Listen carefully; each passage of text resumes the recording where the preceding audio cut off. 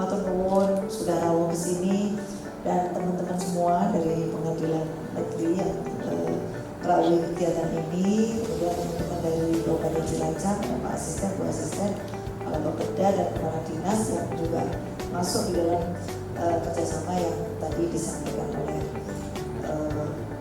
Pak Pandu.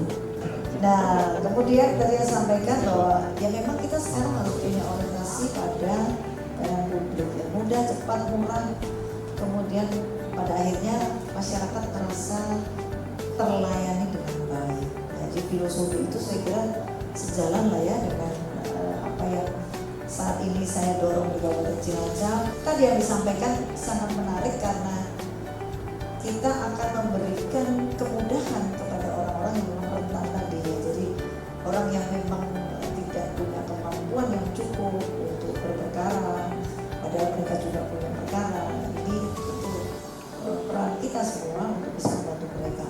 Jadi alhamdulillah pada hari ini ya Pengadilan Negeri Cilacap bersama dengan pemerintah daerah Cilacap itu melakukan penandatanganan nota kesepakatan pelayanan hukum bagi masyarakat untuk keadilan. Jadi beberapa hal yang menjadi objek dari perjanjian tersebut, satu itu tentang pelayanan hukum perkara probio, artinya tanpa biaya. Ini bisa kita lakukan terhadap masyarakat yang memang katakanlah tidak mampu. Syaratnya sebenarnya tidak terlalu sulit, ada surat keterangan tidak mampu, bisa kita lakukan dan tidak harus dilakukan di pengadilan negeri sidangnya, bisa nanti di daerah-daerah. Makanya ada juga salah satu program kita itu adalah persidangan keliling. Kemudian ada juga tentang pendampingan dan sosialisasi yang berkaitan dengan perempuan dan anak yang berhadapan dengan hukum. Ini kan katakanlah hal-hal yang rentan, nanti di situ kita bisa sosialisasikan lebih lanjut. Kemudian yang selanjutnya tentang pelayanan di pelayanan publik, agar kita semacam membuka tempat lah untuk layanan, tidak saja di pengadilan. Mungkin kesannya pengadilan agak gimana gitu, kalau orang ke pengadilan pasti bermasalah.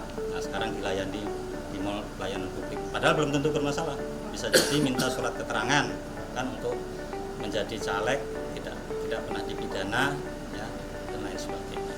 Jadi itu beberapa hal jadi objek dari nota kesepakatan.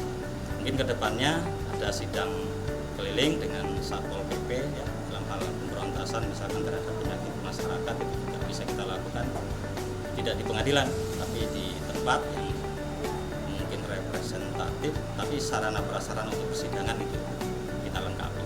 Untuk yang sidang keliling itu apakah ada perkara-perkara yang ditentukan Pak yang boleh dilakukan sidang keliling atau yang harus dilakukan di pengadilan?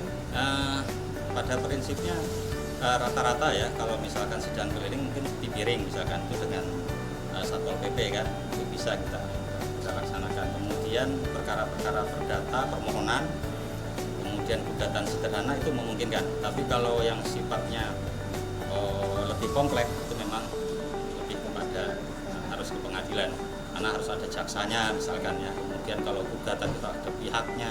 Kalau GS kan lebih sederhana, lebih simpel. Kalau permohonan biasanya hanya satu pihak, walaupun ada pengecualian.